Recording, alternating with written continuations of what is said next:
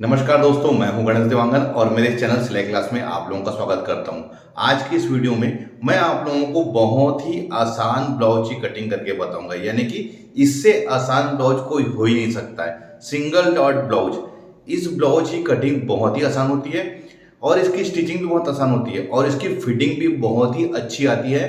तो आज मैं अपने वीडियो में सिंगल डॉट ब्लाउज की कटिंग कैसे करना है वो कंप्लीटली पूरी स्टेप बाय स्टेप आप लोगों को बताऊंगा। तो वीडियो को कंटिन्यू और पूरा जरूर देखें। चैनल में नए हैं तो चैनल को सब्सक्राइब करके बेल आइकन के बटन को दबाएं, जिससे कि ऐसी लेटेस्ट वीडियो की अपडेट आप लोगों को मिलती रहे। मैं अभी अपने इस चैनल में लाइन से एक साइज के ब्लाउज को अलग अलग पैटर्न में कटिंग करके बता रहा हूं, तो आप लोग मेरे चैनल में बने रहिए, जिससे कि आपको ब्लाउज की कटिंग करने में कोई भी समस्या नहीं होगी। तो चलिए अब लेट ना करते हुए हम मेन वीडियो में आते हैं।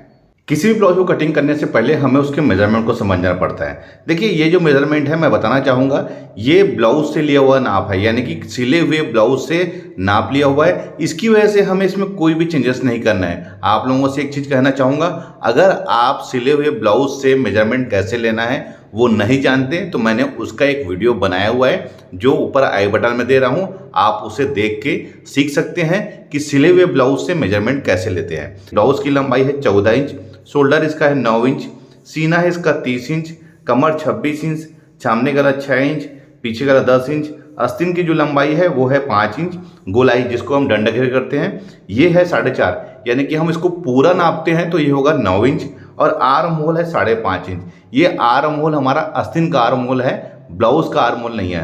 और ब्लाउज के आर्म होल में और आस्तीन के आर्म होल में दोनों फर्क होता है, मैं भी अपने इस वीडियो में बताऊंगा आप लोगों को। देखिए, सबसे पहले तो मैं इसमें बैक पार्ट की कटिंग करूंगा, उसके बाद इसमें सारा मार्जिन ऐड करके सामने पार्ट की कटिंग करूंगा। देखिए, मैं अभी आपको सिंगल डॉट ब्लाउज की कटिंग बता रहा हूँ, ध्यान रखेंगे। तो मैं देखिए फोल्डिंग वाला हिस्सा अपनी ओर रखा है और इस साइड देखिए मैंने यहाँ पर देखिए डबल पोर्शन में कपड़ा से रखा हुआ है। तो देखिए, पहले तो मैं इसमें नीचे के साइड में सीधी लगे खींच लूँगा, क्योंकि क्या होता है कपड़ा जो है हमारा वो सीधा नहीं होता। मैं इसमें डायरेक्ट कपड़े में कटिंग कर रहा हूँ, लेकिन आप पहले पेपर में कटिंग करिए, उसके बाद सारा मार्जिन ऐड करके कपड़े में कटिंग करिए, तभी बेस्ट होगा। ध्यान रखिए इस बात का। ब्लाउज की लंबाई 14 इंच है, तो मैं इसमें 1 इंच प्लस कर रहा हूँ 15 इंच।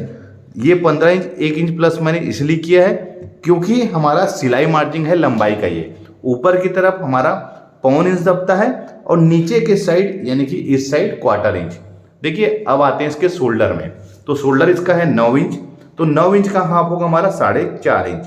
डीप गला है, इसकी वजह से मैं इसमें इसका शोल्डर कम ले रहा हूँ। ध्यान रखेंगे, डीप गला की वजह से। अगर इसका डीप गला नहीं होता तो हम शोल्डर इसका बढ़ा लेते हैं, लेकिन ये डीप गले की वजह से मैं इसमें शोल्डर इसका कम लिया हूँ। अब आते हैं गले के फैलाव में। तो देखिए, गले का फैलाव मैं इसमें 2.5 इंच ले रहा हूँ, क्योंकि आज की डेट में सभी कस्टमर की डिमांड होती है कि हमको गला फैला हुआ चाहिए, ब्रॉड चाहिए। इसकी वजह से मैं इसमें 2.5 इंच ले रहा हूँ।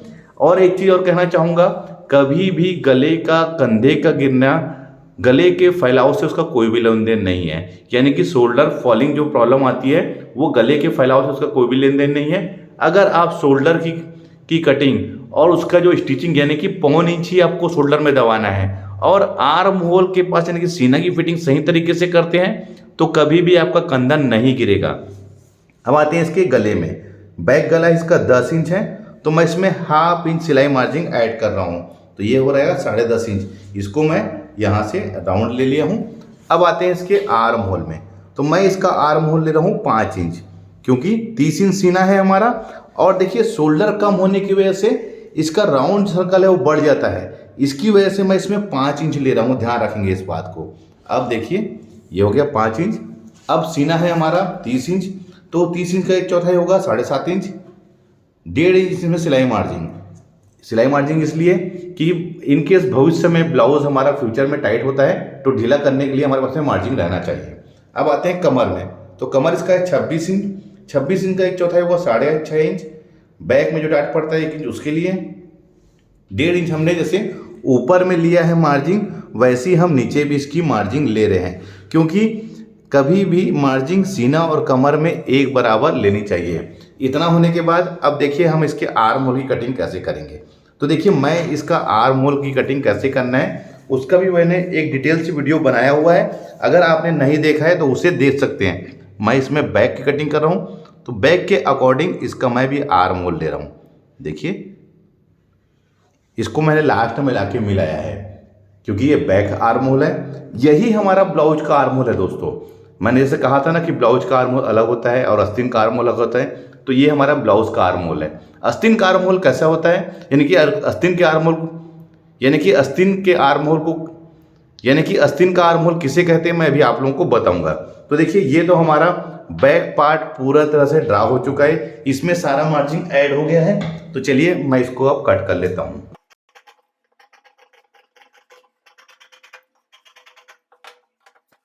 ये हमारा बैक पार्ट कट गया है। अब देखिए, इसको हटा लेते हैं। अब देखिए, जो ये वाला हिस्सा हमारा कट के जो इस साइड बाहर निकला हुआ है, इसको हम ऐसे पलट लेंगे। ध्यान रखेंगे, देखिए मैं कैसे पलट रहा हूँ, ऐसे पलट लेना है। उसके बाद जो हमने बैक का जो कटिंग किया था उसको आप यहाँ पर रख लीजिए, लेकिन ध्यान रखना है इस बात को कि इस साइड हमारा कम से कम 2 इंच हमको छोड़ के रखना है।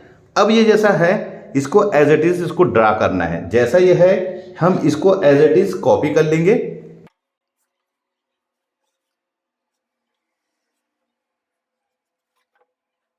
इसको हटा लेंगे। इसमें हमको अब हुक आई की मार्जिन ऐड करनी है, तो मैं उसके लिए 1/4 इंच करीब करीब ले रहा हूं। आप जितना इसमें मार्जिन दबाएंगे उतना ही अब इसमें आप ऐड करिए। अब इसमें गले का फैलाव लेते हैं। तो हमने पीछे के पार्ट में 2.5 इंच लिया था, तो यहाँ पर भी मैं 2.5 इंच में इसको ड्रा कर लेता हूँ। मैं हुक आई की जो मार्जिन है उसको छोड़ के मैं 2.5 इंच लिया हूँ, ध्यान रखेंगे इस बात को। अब आते हैं सामने गले में। सामने गला हमारा था 6 इंच, तो मैं 6.5 इंच में ड्रा कर रहा हूँ इसको। अब देखिए, इस साइड में सामने पार्ट की गहराई ले लेता हूँ।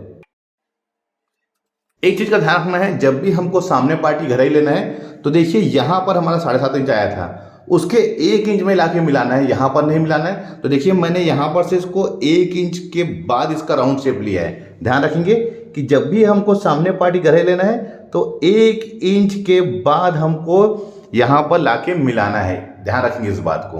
अब देखिए, उसका क्या करना है, हमको इसके मेन बस्ट पॉइंट में आते हैं। 30 इंच सीना है तो उसको हम 4 से भाग देंगे, तो ये आएगा 7.5 इंच। उसमें 1 इंच प्लस कर लेना है, 8.5, और ½ इंच हम उसको सिलाई मार्जिन, तो ये हो जाएगा हमारा 9 इंच। ध्यान रखेंगे, 7.5 में 1 इंच प्लस किए 8 हो गया, 8.5 हो गया, और 9 इंच ½ इंच इसमें सिलाई मार्जिन। तो आप यहाँ पर 9 इंच में ऐसा निशान लगा के आप इसको सीधा खींच लीजिए। अब इसी के नीचे 2.5 इंच में हमको एक और ऐसा निशान लगा लेना है। ध्यान रखेंगे, मैं 2.5 इंच में ही निशान लगा रहा हूं। अब देखिए, अब इसके बस्ट की दूरी लेना है। तो 30 इंच सीना है, 30 इंच का 10वां हिस्सा होगा हमारा 3 इंच। तो 3 इंच में आप यहाँ पर ऐसा निशान लगा लीजिए, और एक निशान सबसे नीचे में यहाँ पर, और इसको यहाँ पर ऐसे लाके मिला लीजिए, ये ऐसे। तो देखिए, मैंने इस लकीर को मैंने लंबा खींचा है। क्या होता है, जब हम यहाँ पर सिंगल डॉट के लिए डॉट मारेंगे तो ये वाला जो पोर्शन है हमारा ऊपर की तरफ खिंचाएगा। तो इसको करीब करीब हमको 1 इंच यहाँ पर से बड़ा रखना है। ध्यान रखेंगे इसको, 1 इंच। अब देखिए, अब इतना तो होने के बाद हमें क्या करना है, पफ के लिए, यानी कि हम 30 इंच सीना है तो यहाँ पर पफ बनाएंगे। तो पफ के लिए मैं 2.5 इंच का इसमें डॉट लूंगा। तो देखिए, 2.5 इंच का डॉट हमें कैसे लेना है, ध्यान रखना है बात को। अगर मैं इस साइड लेता हूँ तो ब्लाउज जो है हमारा एक तरफ खिंचा जाएगा, तो 2.5 इंच को हमको दोनों साइड में इसको डिवाइड करना है। तो आप 1.25 इंच इस साइड और 1.25 इंच इस साइड, ये हमारा 2.5 इंच का सेंटर होगा। 1.25 इंच इस साइड और 1.25 इंच इस साइड मैंने इसको बांट लिया है। अब देखिए, इसको 1 इंच नीचे हमको निशान लगाना है। ध्यान रखेंगे इस चीज को कि जो भी ब्लाउज की लंबाई है उससे हमने 1 इंच इसमें एक्स्ट्रा लिया है। अब देखिए, 1.25 इंच इस साइड और 1.25 इंच इस साइड, तो इसका जो मार्जिन है हमको दोनों तरफ बांट लेना है।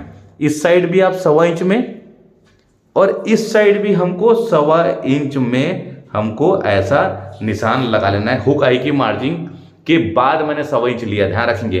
अब इसे आप ऐसा लंबा खींच लीजिए।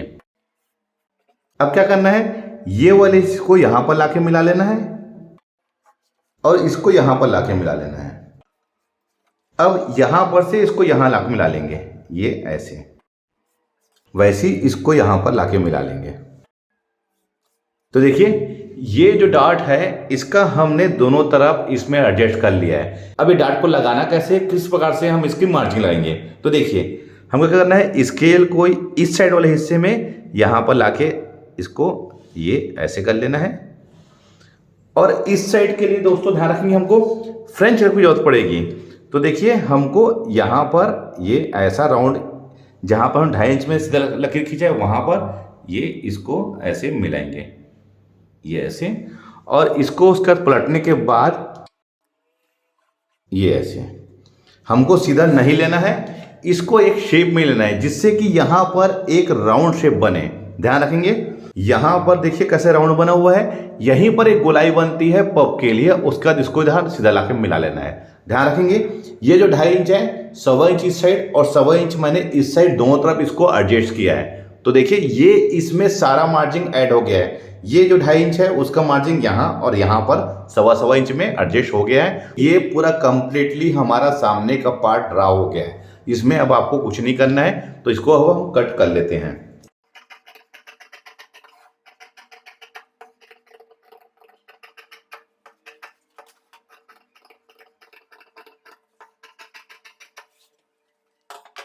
ये हमारा सामने का पार्ट बिल्कुल कट गया है। अब डायरेक्ट हम इसमें स्टिच कर सकते हैं, लेकिन एक चीज़ का ध्यान रखना है, अब ये डार्ट को भी हमको अलग करना है। तो हमको यहाँ पर से 1/2 इंच छोड़ के इसको कटिंग करना है। देखिए मैं किस तरह से कटिंग कर रहा हूँ, जहाँ पर हमने चौक से ड्रा किया है उसी के ऊपर हमको स्टिचिंग चलानी है, तभी ये 2.5 इंच का हमारा डॉट पड़ेगा। देखिए इसकी फिनिशिंग कितनी अच्छी आई हुई है। आपको जब भी कटिंग करना है ब्लाउज की इसी तरीके फिनिशिंग से कटिंग करिए, क्योंकि जिस तरीके से आप फिनिशिंग से कटिंग करेंगे उसी फिनिशिंग से आप स्टिचिंग भी करेंगे। ये हमने अब कट के हमारा रेडी हो चुका है। तो चलिए अब हम आस्तीन की कटिंग में आते हैं। तो देखिए आस्तीन की कटिंग के लिए ये जो बचा हुआ कपड़ा था हमारा, हम इसी में कटिंग करेंगे। हम यहाँ पर इसको 4 फोल्ड में पहले इसको ऐसा फोल्ड कर लेते हैं। अब क्योंकि सादे ब्लाउज के हिसाब से मैं इसको कटिंग कर रहा हूँ, तो यहाँ पर मैं 1.5 इंच का मैं इसमें मार्जिन लूँगा। ये फोल्ड होके इसमें तुरपाई लग जाता है। आस्तीन की लंबाई हमारी 5 इंच है, तो 5.5 इंच में ड्रा करूँगा। अब इसको हम स्केल से सीधा खींच लेंगे। अब आते हैं इसके आर्म होल में। देखिए आस्तीन का आर्म होल इसी को कहते हैं दोस्तों। मैं 3.5 इंच में जो निशान लगा रहा हूँ यही आस्तीन का आर्म होल है। ब्लाउज का आर्म होल और आस्तीन के आर्म होल में यही फर्क होता है, दोनों अलग अलग चीज़ें होती है। ये आस्तीन का आर्म होल है जहाँ पर हमने ऊपर 3.5 इंच में निशान लगाया है। इसका आर्म होल है 5.5 इंच। 1.5 इंच में इसमें सिलाई मार्जिन लूँगा। गोलाई थी इसकी 4.5 इंच, 1.5 इंच इसमें भी सिलाई लूँगा। क्योंकि मार्जिन मैंने सभी में 1.5 इंच का ही लिया है इक्वल। 1.5 इंच का जो मार्जिन होता है दोस्तों वो सफिशिएंट होता है। ध्यान रखेंगे मैं आस्तीन कटिंग किस प्रकार से कर रहा हूँ आपको ध्यान से देखना है। 5.5 इंच में यहाँ पर निशान ला लीजिए, क्योंकि यहाँ पर भी हमने 5.5 इंच लिया है। अब इसे भी हम सीधा खींच लेंगे। इन दोनों का अब हाफ ले लेते हैं, तो ये होगा हमारा 3.5 का हाफ 2.25 इंच। इधर भी 2.25 इंच में निशान लगा लीजिए और इसे भी हम स्केल से सीधा खींच लेंगे, क्योंकि सीधे सीधे खींचने के लिए हमेशा आप स्केल का ही उपयोग करिए। अब देखिए 5.5 इंच को इसको हाफ करना है, तो ये होगा 3.25 इंच। यहाँ पर भी 3.25 इंच, इसे भी हम स्केल से ऐसा बॉक्स बना लेंगे। ये तरीका आस्तीन कटिंग करने का बहुत आसान तरीका है। अब यहाँ पर से हमको फिर एक हाफ कर लेना है, यानी कि इसको 3 बॉक्स में हमको डिवाइड करना है इस प्रकार से। अब इसे भी आप बॉक्स बना लीजिए और यहाँ पर से इसको ऐसा तिरछी लकीर खींच लीजिए। फिर से बताना चाहूँगा 5.5 इंच का हाफ होगा ये हमारा और इसका हाफ होगा ये। अब फ्रेंच कर्व को क्या करना है, हमको ऐसा सेट करना है कि यहाँ पर से लाके यहाँ पर आके मिले, ये ऐसे। इसे पलटी कर लीजिए और इस साइड यहाँ पर से इसको ऐसा लाके मिला लीजिए, ये ऐसे। ये हमारे सामने पार्ट का ड्रा हो गया है। अब बैक पार्ट के लिए देखिए यहाँ पर से इस कॉर्नर से हमको 2 इंच में निशान लगा लेना है। फिर से फ्रेंच कर्व को ये सेकंड जहाँ हमने लकीर खींचा है वहाँ पर से हमको ये यहाँ पर लाके मिलाना है, ये ऐसे। और इसे भी पलटी करके ऐसा हमको यहाँ पर मिला लेना है। ये इसका आस्तीन का शेप कितना बेहतरीन आ गया है। तो चलिए अब हम इसको भी कट कर लेते हैं।